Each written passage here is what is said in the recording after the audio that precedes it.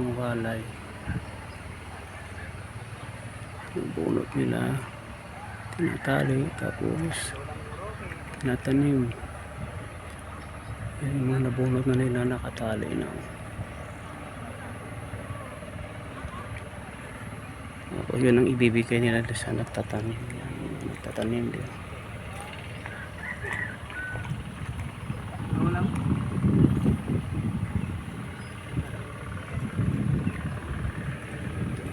Yan sa kanila yan, pagbubunot ng punla.